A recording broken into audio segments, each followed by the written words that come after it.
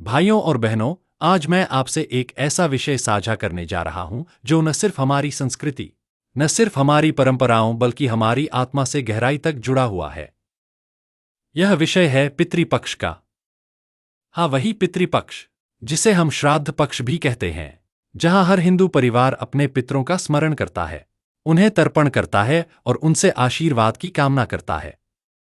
आज की चर्चा का शीर्षक है पितृपक्ष में भूलकर भी न खाए ये चीजें, वरना जीवन भर होगी अशांति। अब आप सोच रहे होंगे कि भला खाने पीने की चीजों से भी पितरों का क्या संबंध? तो आइए, यही राज मैं आपको पूरे विस्तार से समझाने वाला हूं। लेकिन शुरू करने से पहले मैं आप सबसे विनम्र आग्रह करना चाहता हूं, अगर आप इस विषय में रुचि रखते हैं, अगर आप चाहते हैं कि पितृपक्ष के रहस्य और परंपराएं आपको गहराई से समझ में आए, तो इस चैनल को सब्सक्राइब जरूर करें, वीडियो को लाइक करें और अपने दोस्तों व रिश्तेदारों के साथ शेयर करें। और हाँ, नीचे कमेंट बॉक्स में लिखकर मुझे बताइए कि क्या आपने कभी पितृपक्ष में भोजन संबंधी नियमों का पालन किया है या नहीं, क्योंकि आपकी सहभागिता ही मुझे आगे और प्रेरणा देती है। अब आइए बढ़ते हैं इस दिव्य यात्रा की ओर। पितृपक्ष को समझने के लिए हमें सबसे पहले यह जानना होगा कि पितृ क्या होते हैं। हमारे शास्त्र कहते हैं कि जब किसी मनुष्य का देहांत होता है, उसकी आत्मा सूक्ष्म शरीर धारण कर एक नई यात्रा पर निकल पड़ती है। लेकिन जब तक वह आत्मा अपनी यात्रा पूरी करके अगले जन्म में नहीं जाती, तब तक वह हमारे चारों ओर, हमारे बीच, हमारे वंश में ही बनी रहती है। यही आत्माएं हमारे पितर कहलाती हैं। जब हम उनका स्मरण करते हैं, जब हम उन्हें श्रद्धा से तर्पण, पिंडदान और भोजन अर्पित करते हैं, तब वे प्रसन्न होकर हमें आशीर्वाद देती हैं। लेकिन अगर हम भूल जाएं, अगर हम लापरवाही करें या परंपराओं का उल्लंघन करें, तो वे नाराज भी हो सकती हैं। और जब पितर नाराज होते हैं, तो परिवार में अशांति, क्लेश, धन की हानि और अकाल मृत्यु तक हो सकती है। अब बात आती है पितृपक्ष के दौरान भोजन की। हमारे शास्त्रों में स्पष्ट लिखा है कि पितृपक्ष के समय मनुष्य को सात्विक आहार ही ग्रहण करना चाहिए। सात्विक आहार यानी शुद्ध, पवित्र, पौष्टिक और आत्मा को शांति देने वाला भोजन। दूध, दही, चावल, तिल, शहद, घी, फल, सब्जियां, यह सब पितरों को प्रिय है। लेकिन इसके विपरीत कुछ ऐसे आहार भी हैं जिन्हें भूलकर भी इन दिनों में नहीं खाना चाहिए, क्योंकि वह भोजन न सिर्फ पितरों को अप्रिय लगता है बल्कि हमारे जीवन में भी अशुभ फल देता है। अब आप सोच रहे होंगे कि आखिर कौन सी चीजें हैं जो वर्जित हैं। तो सुनिए, इन दिनों मांसाहार, प्याज, लहसुन, शराब जैसी तमाम चीजों को पूरी तरह से त्याग देना चाहिए। क्यों? क्योंकि ये तमोगुणी और राजोगुणी आहार माने जाते हैं। ये आहार हमारी आत्मा को विचलित करते हैं, हमारे विचारों को अस्थिर बनाते हैं और पितरों के साथ हमारा आध्यात्मिक संबंध कमजोर कर देते हैं। जब हम ऐसा भोजन करते हैं तो पितरों तक हमारी श्रद्धा और अर्पण शुद्ध रूप से पहुंच ही नहीं पाता। कभी आपने गौर किया होगा कि श्राद्ध के अवसर पर पंडित जी हमेशा यही कहते हैं कि आज का भोजन पूरी तरह सात्विक होना चाहिए। यहां तक कि पकाने वाले का मन भी शांत और श्रद्धा से भरा होना चाहिए। इसका कारण यही है कि भोजन केवल अन्न नहीं है, भोजन एक ऊर्जा है, और इस ऊर्जा के माध्यम से ही हम पितरों तक पहुंचते हैं। अगर भोजन में अशुद्धि हुई, अगर पकाने वाले के मन में क्रोध, द्वेष या लोभ हुआ, तो वह अशुद्धि पितरों तक भी पहुंचती है। अब जरा सोचिए, अगर ऐसे पवित्र दिनों में हमने नादानी में कोई वर्जित चीज खा ली तो उसका परिणाम क्या होगा? हमारे पितर प्रसन्न होंगे या अप्रसन्न? बिल्कुल, वे अप्रसन्न होंगे। और यही अप्रसन्नता जीवन भर की अशांति में बदल सकती है। इसीलिए शास्त्रों ने कड़ा नियम बनाया कि पितृपक्ष में भूलकर भी इन चीजों को नहीं खाना चाहिए। भाइयों और बहनों, यह सिर्फ अंधविश्वास नहीं है, इसका गहरा वैज्ञानिक महत्व भी है। आप जानते हैं कि पितृपक्ष भाद्रपद मास के कृष्ण पक्ष में आता है, यानी वर्षा ऋतु का अंत और शरद ऋतु का आरंभ। इस समय मौसम में बदलाव होता है, शरीर की रोग प्रतिरोधक क्षमता कमजोर होती है। अगर हम इस समय भारी, तैलीय, मांसाहारी या तीखे पदार्थ खाएंगे तो पाचन तंत्र पर बुरा असर पड़ेगा। परिणामस्वरूप बीमारियां फैलेंगी और मानसिक अशांति बढ़ेगी। अब देखिए, हमारे ऋषियों ने कितनी दूरदृष्टि से यह नियम बनाए कि इन दिनों केवल सात्विक भोजन करें। इसका लाभ सिर्फ पितरों को ही नहीं बल्कि हमें भी मिलता है। भाइयों और बहनों, मैंने आपको पहले ही बताया कि पितृपक्ष के समय भोजन का नियम कितना महत्वपूर्ण है। अब मैं आपको विस्तार से समझाना चाहता हूं कि किन चीजों को भूलकर भी इस दौरान नहीं खाना चाहिए और अगर खा लिया तो उसके दुष्परिणाम कितने गहरे हो सकते हैं। आप ध्यान से सुनिएगा, क्योंकि ये बातें सिर्फ किताबों में लिखी बातें नहीं हैं, बल्कि हमारे पूर्वजों की चेतावनी है, जिनका पालन करना ही हमारे लिए शुभ है। सबसे पहले बात करते हैं मांसाहार की। पितृपक्ष के समय मांस, मछली, अंडा और इससे जुड़ी हुई हर चीज पूरी तरह वर्जित है। आप सोच सकते हैं कि आखिर इसमें बुराई क्या है, लेकिन जरा गहराई से सोचिए। जब हम अपने पितरों को तर्पण कर रहे हैं, जब हम उन्हें श्राद्ध भोज अर्पित कर रहे हैं, तब अगर हमारे घर में ही हिंसा का भोजन पक रहा हो तो क्या यह उचित होगा? मांसाहार का सीधा अर्थ है किसी प्राणी की हत्या। और जिस समय हम आत्माओं को शांति देने की प्रार्थना कर रहे हैं, उसी समय अगर किसी प्राणी की आत्मा को पीड़ा पहुंचा रहे हैं, तो यह पितरों को कैसे प्रसन्न करेगा? यही कारण है कि हमारे ऋषिमुनियों ने स्पष्ट कहा है, श्राद्ध काल में मांसाहार नहीं। अब आते हैं प्याज और लहसुन पर। आधुनिक युग में लोग इसे आम सब्जियों की तरह प्रयोग करते हैं, लेकिन शास्त्रों में इन्हें तामसिक और राजसिक आहार माना गया है। प्याज और लहसुन शरीर में काम, क्रोध, लोभ और वासना को बढ़ाते हैं। यह हमारे मन को अस्थिर करते हैं। पितृपक्ष के समय जब हमें पूर्ण सात्विकता और पवित्रता की आवश्यकता है, तब अगर हम प्याज लहसुन खाएंगे तो हमारी साधना, हमारा तर्पण और हमारी श्रद्धा सब निष्फल हो जाएगी। यह बात सिर्फ धार्मिक दृष्टि से ही नहीं बल्कि वैज्ञानिक दृष्टि से भी सच है। प्याज और लहसुन में तीव्र गुण होते हैं जो शरीर में गर्मी और असंतुलन पैदा करते हैं। यही कारण है कि इन्हें श्राद्ध काल में पूर्ण रूप से निषिद्ध माना गया है। भाइयों और बहनों, अब मैं आपको एक और बड़ी बात बताता हूं, शराब और नशा। पितृपक्ष में तो दूर, किसी भी शुभ अवसर पर शराब या नशे का सेवन करना पितरों का अपमान माना जाता है। लेकिन अगर कोई व्यक्ति पितृपक्ष में भूलकर भी शराब पी ले, तो समझिए उसने पितरों की आत्मा को चोट पहुंचाई है। नशा हमारी चेतना को नष्ट करता है, हमें मोह और अज्ञान में डुबो देता है। और पितृपक्ष का उद्देश्य ही यह है कि हम अपनी चेतना को शुद्ध करें, अपने पितरों का स्मरण करें और उनके आशीर्वाद को ग्रहण करें। अब आप सोचिए, अगर चेतना ही नष्ट हो गई तो पितरों का आशीर्वाद कैसे मिलेगा? इसलिए यह बात सदा याद रखिए, पितृपक्ष में नशे से दूर रहना ही जीवन की सबसे बड़ी सफलता है। यहां एक और चीज आती है, बासी और जूठा भोजन। पितृपक्ष में हमेशा ताजा, शुद्ध और सात्विक भोजन पकाकर ही अर्पित करना चाहिए। अगर आपने बासी भोजन खाया या जूठा भोजन अर्पित कर दिया, तो पितर इसे स्वीकार ही नहीं करते। इससे वे नाराज हो जाते हैं और उसका परिणाम जीवन में दरिद्रता और कलह के रूप में सामने आता है। आप सब जानते हैं कि हमारे शास्त्रों में अन्न को ब्रह्मा कहा गया है, अन्न को देवता माना गया है। इसलिए बासी और अशुद्ध भोजन को अर्पण करना देवताओं और पितरों दोनों का अपमान है। अब जरा सोचिए भाइयों, अगर इन छोटी सी लगने वाली बातों का पालन नहीं किया तो इसका परिणाम कितना बड़ा हो सकता है। पितर नाराज हो गए तो जीवन में कैसी कैसी समस्याएं खड़ी हो जाती हैं। अचानक व्यापार में नुकसान होना, घर में आपसी कलह बढ़ना, धन आते आते रुक जाना, बच्चों की पढ़ाई में अड़चन आना, बीमारियां घर में डेरा डाल लेना, ये सब उसी पितृदोष के परिणाम हैं। और पितृदोष तभी लगता है जब हम अपने पितरों की उपेक्षा करते हैं, उनके नियमों का पालन नहीं करते। तो भाइयों और बहनों, आपसे मेरा आग्रह है कि पितृपक्ष के इन पवित्र दिनों में अपने खानपान पर विशेष ध्यान दें। सात्विक भोजन करें, साफ सुथरे बर्तनों में बनाकर श्रद्धा से अर्पण करें और भूलकर भी मांसाहार, प्याज, लहसुन, शराब, नशा, बासी भोजन और अशुद्ध आहार का सेवन न करें। और हाँ, अगर आपको यह ज्ञानपूर्ण चर्चा अच्छी लग रही है तो तुरंत इस वीडियो को लाइक कीजिए, अपने दोस्तों और परिवार के साथ शेयर कीजिए और नीचे कमेंट करके बताइए कि आपने इस पितृपक्ष में क्या नियम अपनाए हैं। आपकी प्रतिक्रिया मुझे और प्रेरित करेगी कि मैं आगे भी आपके लिए ऐसे ही गूढ़ और प्राचीन ज्ञान को सरल भाषा में लाता रहूं। भाइयों और बहनों, अभी तक हमने समझा कि पितृपक्ष में कौन सी चीजें नहीं खानी चाहिए और क्यों नहीं खानी चाहिए। अब मैं आपको इस विषय को और गहराई से समझाना चाहता हूं, क्योंकि सिर्फ नियम जान लेने से काम नहीं चलता, उसके पीछे का भाव, उसका असर और उसका रहस्य समझना भी उतना ही जरूरी है। आपने सुना ही होगा पितृदोष शब्द।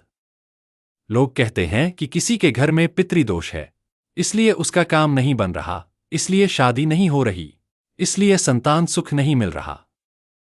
लेकिन क्या आपने कभी सोचा कि यह पितृदोष होता क्या है? दरअसल पितृदोष तब उत्पन्न होता है जब हम अपने पितरों की उपेक्षा करते हैं, जब हम उनके श्राद्ध, तर्पण और आहार नियमों का पालन नहीं करते। पितरों को भोजन की अपेक्षा नहीं होती, बल्कि उन्हें अपेक्षा होती है हमारे भाव की, हमारी श्रद्धा की। लेकिन जब हम पितृपक्ष में वर्जित आहार ग्रहण करते हैं तो हम यह संदेश देते हैं कि हमें उनकी परंपराओं और इच्छाओं की परवाह ही नहीं है। यही उपेक्षा धीरे धीरे अशांति, दुर्भाग्य और पितृदोष में बदल जाती है। अब मैं आपको एक कहानी सुनाता हूं। यह कहानी हमारे गांव के एक बुजुर्ग ने मुझे सुनाई थी। एक व्यक्ति था जो पढ़ा लिखा था, आधुनिक विचारों वाला था। उसे परंपराएं पुरानी लगती थीं। पितृपक्ष आया, लेकिन उसने न श्राद्ध किया, न तर्पण किया और न ही भोजन के नियमों का पालन किया। उल्टा उसने उसी दिन अपने दोस्तों के साथ दावत रखी और शराब मांस का सेवन किया। उस दिन तो सब कुछ ठीक रहा, लेकिन धीरे धीरे उसके जीवन में अजीब सी समस्याएं आने लगीं। व्यापार में नुकसान होने लगा, घर में झगड़े बढ़ने लगे, उसकी सेहत भी बिगड़ गई। आखिरकार वह समझ गया कि यह सब पितरों की नाराजगी है। तब उसने पंडित से उपाय करवाया, श्राद्ध किया, नियमों का पालन किया और तभी जाकर उसके जीवन में फिर से शांति लौटी। इस कहानी का अर्थ यही है भाइयों, कि पितृपक्ष कोई सामान्य समय नहीं है। यह वह अवसर है जब पितर स्वयं धरती पर आते हैं और हमसे अपेक्षा करते हैं कि हम उन्हें स्मरण करें। अब आप सोचिए, अगर कोई मेहमान आपके घर आए और आप उसकी उपेक्षा करके उल्टा उसे अपमानित कर दें, तो क्या वह प्रसन्न होगा? बिल्कुल नहीं। वही स्थिति पितरों की है। भाइयों और बहनों, भोजन सिर्फ पेट भरने का साधन नहीं है। भोजन हमारे और पितरों के बीच एक सेतु है। जब हम सात्विक भोजन करते हैं और श्रद्धा से अर्पित करते हैं तो वह भोजन हमारे पितरों तक ऊर्जा के रूप में पहुंचता है। वे उस ऊर्जा को स्वीकार करके हमें आशीर्वाद देते हैं। लेकिन अगर हम अशुद्ध भोजन करें तो वही ऊर्जा विकृत होकर नकारात्मक बन जाती है, और यही नकारात्मक ऊर्जा हमारे जीवन में बाधाओं और दुर्भाग्य का कारण बनती है। अब आप पूछेंगे कि अगर गलती से किसी ने पितृपक्ष में वर्जित भोजन कर लिया तो क्या होगा? तो सुनिए, गलती से भी अगर ऐसा हो जाए तो तुरंत प्रायश्चित करना चाहिए। शास्त्रों में लिखा है कि गाय को चारा खिलाना, ब्राह्मण को भोजन कराना, नदी में तर्पण करना, ये सब प्रायश्चित के तरीके हैं। पितर क्षमाशील होते हैं, लेकिन शर्त यही है कि गलती जानबूझकर न की जाए। मैं यहां एक और बात जोड़ना चाहता हूं। पितृपक्ष में सिर्फ खाना पीना ही नहीं, बल्कि आचरण भी उतना ही महत्वपूर्ण है। अगर हम भोजन तो सात्विक करें लेकिन मन में क्रोध, लोभ, छलकपट रखें तो भी पितर प्रसन्न नहीं होते। इसीलिए कहा गया है कि श्राद्ध के दिन घर का वातावरण भी शांत और पवित्र होना चाहिए। किसी प्रकार का झगड़ा, विवाद या अपशब्द नहीं बोलने चाहिए। तो भाइयों और बहनों, अब आप समझ ही गए होंगे कि पितृपक्ष में आहार विहार क्यों इतना संवेदनशील और महत्वपूर्ण है। इसलिए मैं फिर से आपसे कहता हूं, भूलकर भी मांसाहार, प्याज, लहसुन, शराब, नशा और बासी भोजन का सेवन न करें। यही आपके जीवन को संवारने की कुंजी है। और हाँ, अगर आपको मेरी यह चर्चा उपयोगी लगी हो तो अभी इसी क्षण इस वीडियो को लाइक कीजिए, अपने प्रियजनों तक इसे पहुंचाइए और नीचे कमेंट में लिखिए कि आपने अपने जीवन में पितृपक्ष के कौन कौन से अनुभव किए हैं। आपकी बातें जानकर मुझे भी आनंद आएगा और मैं आगे और गहन बातें आपके साथ साझा कर पाऊंगा।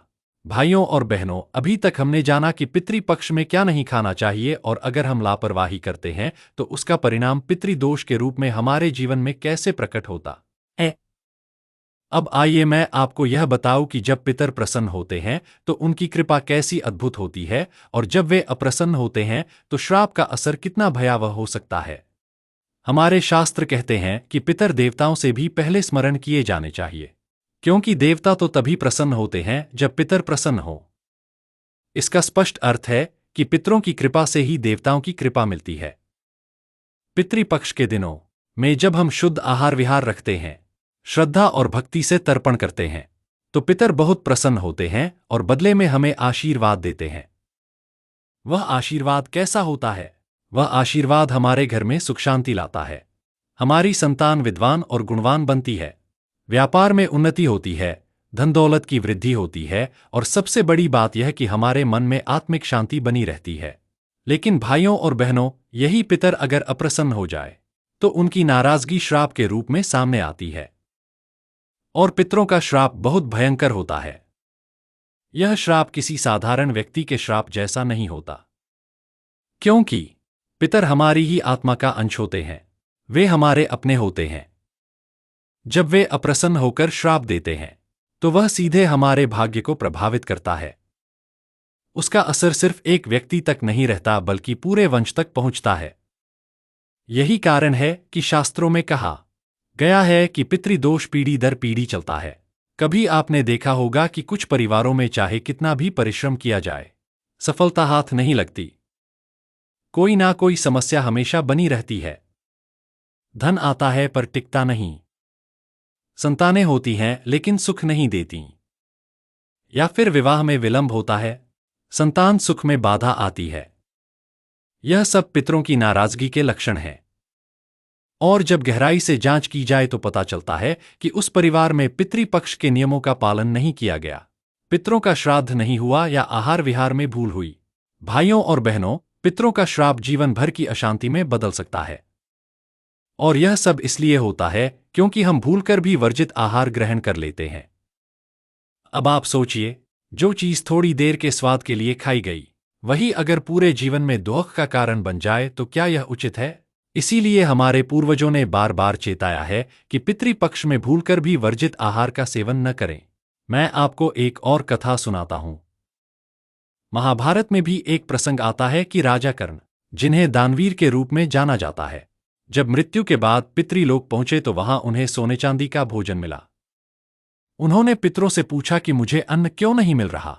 तब पितरों ने कहा कि जीवन भर तुमने दान तो बहुत किया लेकिन कभी अन्न का दान नहीं किया, इसीलिए यहां तुम्हें अन्न नहीं मिल सकता। तब कर्ण ने प्रार्थना की और उन्हें पितृलोक से धरती पर लौटकर श्राद्ध करने का अवसर मिला। इस कथा का अर्थ यही है कि पितरों को अन्न का दान और शुद्ध भोजन सबसे प्रिय है।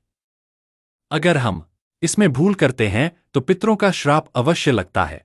भाइयों और बहनों, मैं आप सबसे आग्रह करता हूं कि पितृपक्ष में वर्जित आहार से बचना ही नहीं बल्कि पितरों के नाम पर अच्छे कर्म भी करना चाहिए। ब्राह्मणों को भोजन कराना, गरीबों को अन्न दान करना, पक्षियों और जानवरों को दाना डालना, यह सब कार्य पितरों को प्रसन्न करते हैं।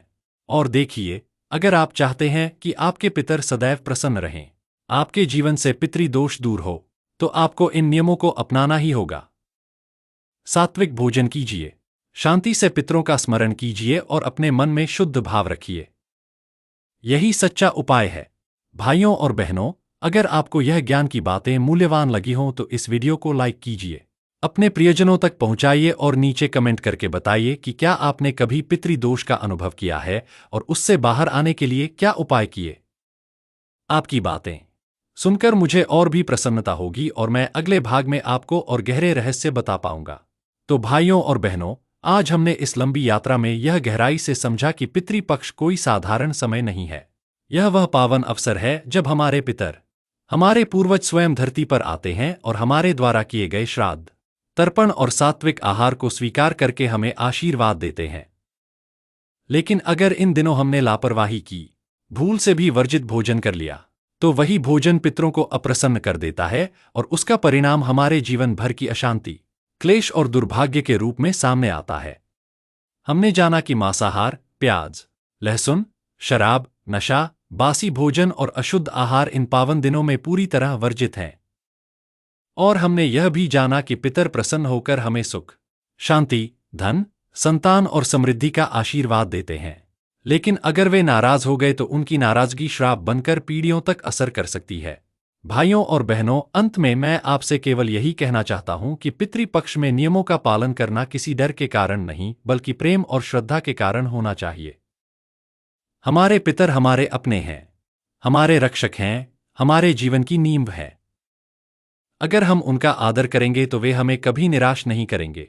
और अब यदि आपको मेरी यह चर्चा ज्ञानवर्धक और उपयोगी लगी हो तो आपसे विनम्र निवेदन है कि इस चैनल को अभी सब्सक्राइब कर लें। इस वीडियो को लाइक करें और अपने दोस्तों व रिश्तेदारों के साथ शेयर करें ताकि अधिक से अधिक लोग पितृपक्ष के महत्व को समझ सकें। और हाँ, कमेंट में लिखना मत भूलिएगा कि आपने इस पितृपक्ष में कौन से नियम अपनाए हैं और आपको कैसा अनुभव हुआ। आपके आशीर्वाद, आपके सहयोग और आपके साथ से ही आगे भी इसी तरह प्राचीन ज्ञान और परंपराओं को आपके समक्ष सरल और सुगम भाषा में प्रस्तुत करता रहूंगा। जय पितृ देवताओं की, जय सनातन संस्कृति की।